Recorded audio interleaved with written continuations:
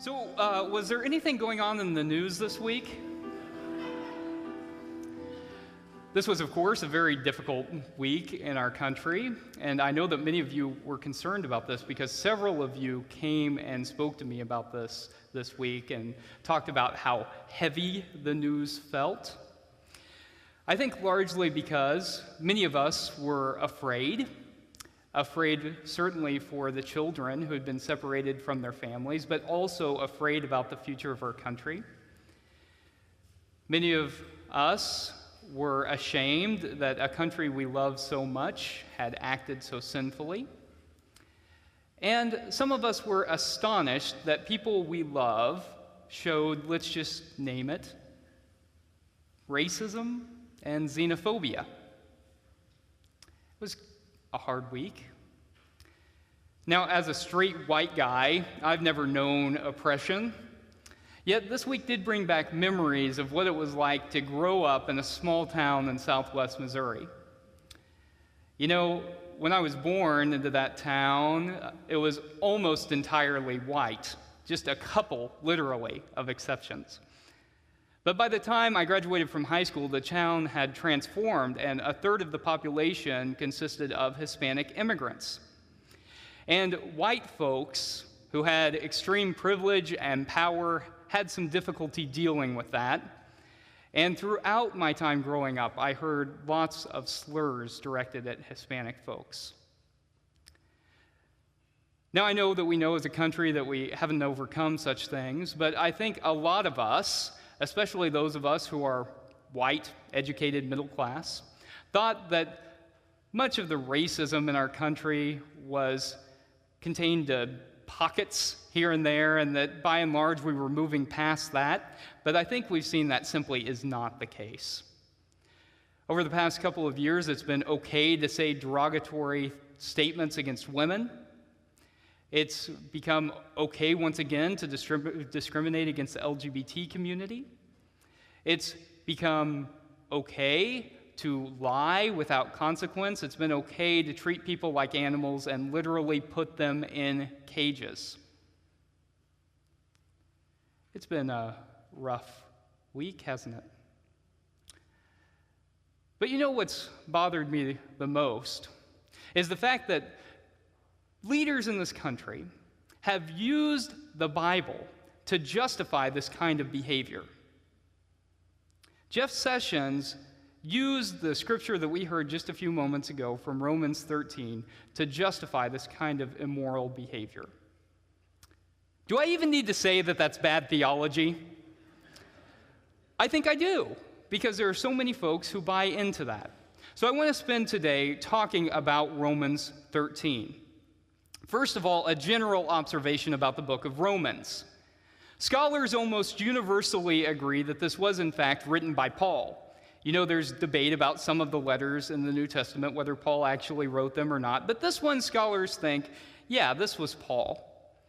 You'll also notice that the tone in Romans is a little different than it is in some of the other letters, and there are some reasons for that. The first is that Paul didn't actually found the church in Rome like he did some of the other churches, so this letter wasn't scathing. In fact, this church may have been founded by the apostles themselves, so it had some authority. So you see in Romans, Paul trying to justify his theology to show that he's orthodox enough because he cared what the church in Rome thought of him. It's also true that the tone is a bit different because Paul was asking for money from the Romans, and that always changes the tone of things, doesn't it? So Romans 13, that we heard a few moments ago, is a chapter in which Paul starts to talk about the future. And here Paul says, look, there are leaders who are among you. They've been elected, and they have this power. Most of them weren't elected, but you have this power that you have to respect because their authority is from God. And so you need to follow the law, and you need to give them the authority that is ascribed to them. Why would he say this? Well, let's think about what was going on at this time. Scholars agree that this letter was written in the mid to late 50s of the Common Era. A few years before that, in 49 of the Common Era, Emperor Claudius expelled Jews and Jewish Christians. Remember, the line between those two groups was pretty blurry at this point in history. He expelled them out of Rome. It wasn't until about 5 years later, in 54, when Claudius died and Nero rose to power, that Jews and Jewish Christians were allowed to come back into Rome. Right? This is around the time that Paul is writing this letter. They were recently back home. It was also an in-between time before persecutions of Christians and Jews started in Rome. So throughout the 60s, Jews and Jewish Christians were violently persecuted. But they could tell that that was on the horizon. So what am I saying? Here's this time when people have been kicked out of Rome and just been able to come back. They can tell that there's some persecution on the horizon. Paul is saying, don't stir things up. If you want to make it, if you want to survive, give the authorities the authority that's given to them. Don't rock the boat. That's just going to get you into trouble. Furthermore, we know that Paul thought the world was going to end in his lifetime. That's clear in the last few verses that we heard just a few moments ago. Paul thought that Jesus was coming back within his lifetime. In fact, if you read throughout his letters, he tells people, hey, if you don't have to get married, don't do it. Try to remain celibate if you can, because the world's going to end. Good thing we didn't listen to him, right?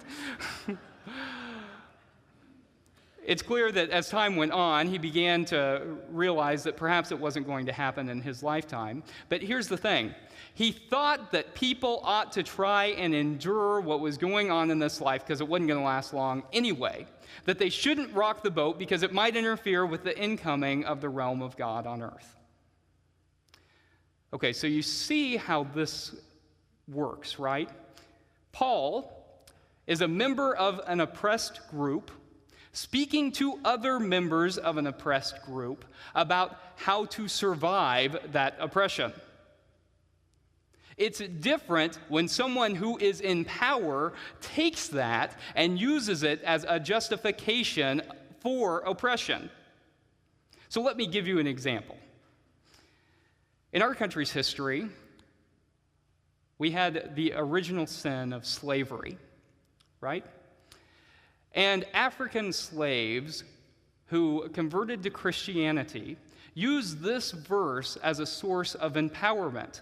They said, look, the way that we can survive this is by not rocking the boat. The way we can survive this is by just trying to do what they want us to do. On the other hand, white Christian ministers and politicians took this verse and said, hey, look, this is a justification for slavery. We can do whatever we want. They have to follow the laws, right? Paul says it right here. You see, these are two different things. One is a source of empowerment. The other is a source of oppression. We have to be authentic to the original intent. So Paul goes on, and he says, pay your taxes. This is related to the earlier point, right? There's no quicker way to rock the boat than not to pay taxes. When it comes down to money, that's what always rocks the boat. So he's saying here, don't rock the boat in that fashion. But this saying is also tied into something that Jesus said in the Gospels. Remember this? Jesus talked about paying taxes too. Some folks came up to him and they said, hey, Jesus, should we pay taxes?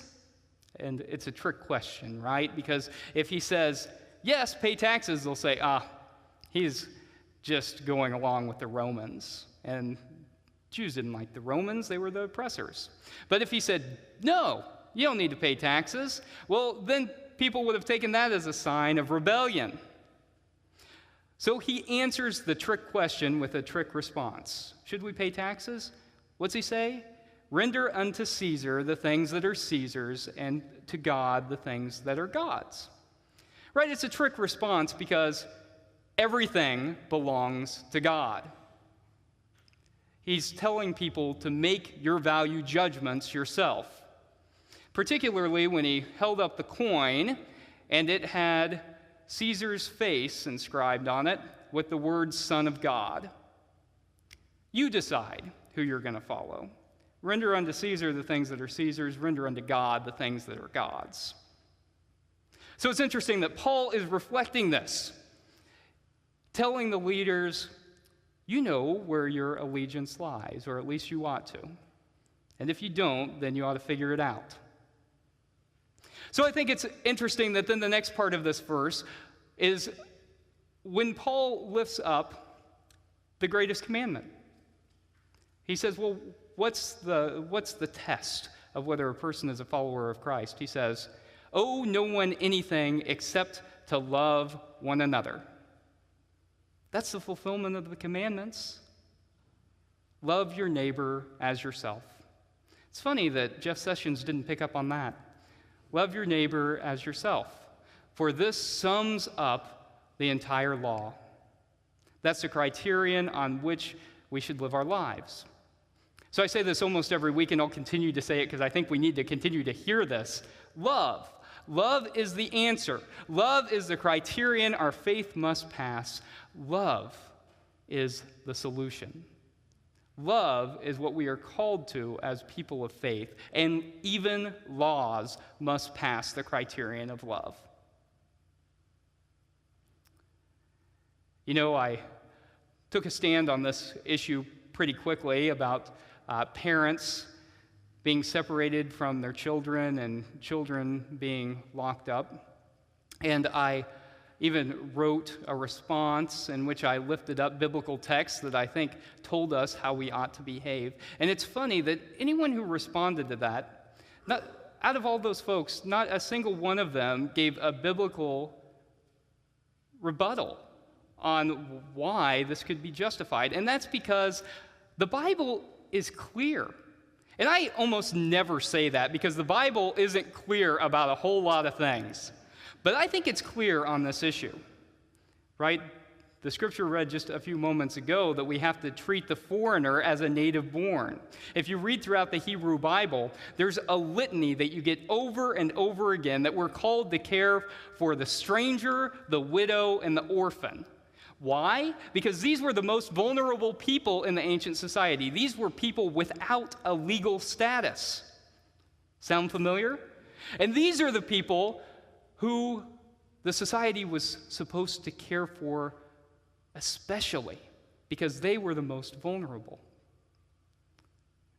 When we turn to the New Testament, we see that in the Gospel of Matthew, one of the first stories we get is Jesus and his family fleeing the land of Judea, becoming refugees in the land of Egypt. And I think this is important to note that even the Pharaoh, a character synonymous with evil in the Bible, even the Pharaoh does not rip children out of the arms of the parents.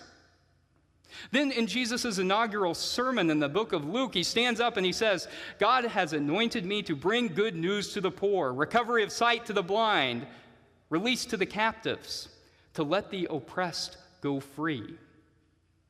Jesus, throughout his ministry, always lifted up outsiders as the heroes of his stories. Think about the Good Samaritan. A foreigner who was seen as a half-breed Jew is the hero of the story. Jesus said, let the children come to me, for it is to such as these that the reign of God belongs. And I think if we read nothing else in the Bible, we ought to read Matthew 25. I was hungry and you gave me food. I was thirsty and you gave me something to drink. I was a stranger and you welcomed me. The Bible is clear. So it's a question of what our ultimate concerns are, right? It's as if Jesus is holding up that coin and saying, render unto Caesar the things that are Caesar's, and to God the things that are God's. Where does your allegiance lie? What is your ultimate concern? Is it God? Is it security or money? Is it allegiance to country over allegiance to God? What is it? And I think we have to ask ourselves those questions. So I was thinking about a summer that I spent in Guatemala a few years ago. I worked in this small town called Chiquilaja. No one had much money there. They all lived on less than $2 a day, and they had large families. And I was working in this school, It was made from rusted aluminum and old plywood. It had torn plastic sheets for windows, had dirt floors. There were no books. There was no running water for bathrooms. But I loved these kids, and I was inspired by their spirit. I can still remember their names and their faces, and I remember particularly my last day there. One of the kids named Pedro took me by the hand, and he led me across the street, and he dug around this pocket, and he pulled out a coin, and he gave it to the shopkeeper, and he bought us both a popsicle. That was all he had. And he gave all he had to a foreigner in his land who had more in his suitcase than he had had his whole life.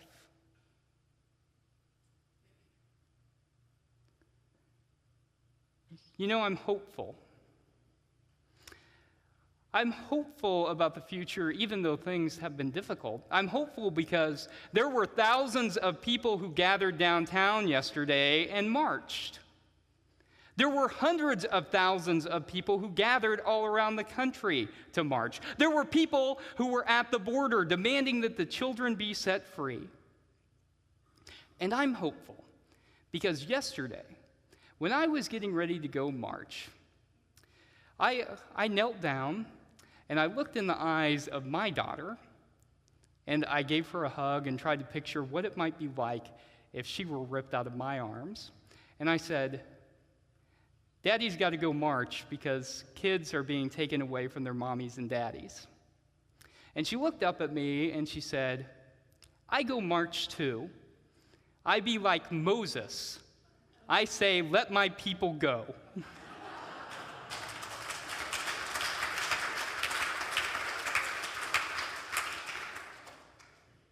And she's right. It's to such as these that the reign of God belongs. And of course, all of humanity is our people. And the sooner we realize that, the better. May it be so. Amen.